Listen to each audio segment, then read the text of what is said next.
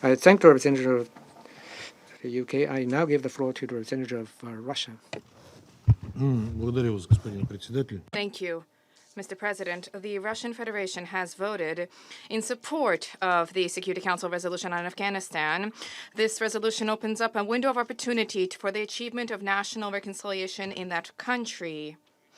We stand in solidarity with the people of the Islamic Republic of Afghanistan in their aspiration to end this protracted war to restore peace and sustainable development.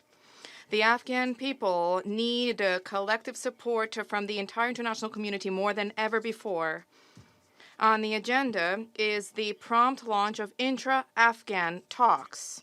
We trust that what was signed on 29 February in Doha, I refer to the agreement between the United States and the Taliban movement, that this will be a step towards a comprehensive peace process with the participation of all socio-political strata with the aim of achievement of a settlement.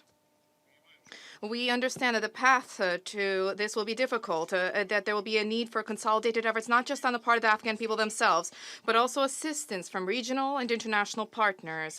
For our part, the Russian Federation has done a great deal to achieve the advancement of national reconciliation and to reach direct intra-Afghan dialogue. This was the thrust of our efforts, including through the Moscow format with the participation of regional players and the focus of the launch of the intra-Afghan dialogue mechanism in Moscow, a major contribution to creating favorable international conditions and to the resumption of talks between the United States and the Taliban movement was introduced through consultations of the Troika, the special representatives of the Russian Federation, People's Republic of China, and the United States, with the timely inclusion of Pakistan.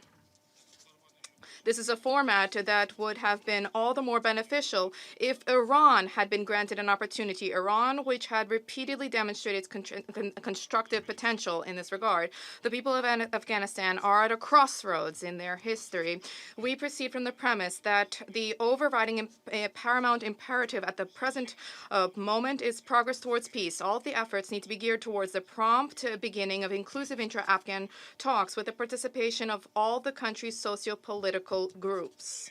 We trust that the parties will be represented by delegations authorized to negotiate and to adopt decisions on the broad array of the issues that have amassed. We urge all Afghan political forces to set aside their differences, set aside parochial interests, and to set aside political ambitions, and to move towards a unifying platform jointly to achieve the overriding goal that is the long-awaited peace, long awaited for ordinary Afghan people. The first key step to that end needs to be the abandonment of violence by all stakeholders. There's also a need to pool efforts to ensure that there be a concerted fight against terrorism. One of the prerequisites for long-term stabilization in the country is synchronization and reconsideration of the sanctions decisions of the Security Council vis-à-vis the Taliban movement and the relevant national measures. Without a doubt, Afghanistan will require support from regional states, including, above all, its neighbors. Of great significance is a full-fledged leveraging to that end of the potential of regional structures, above all the SCO and its updated SCO Afghanistan Contact Group, as well as the CSTO, Collective Security Treaty Organization. Thank you. Thank you.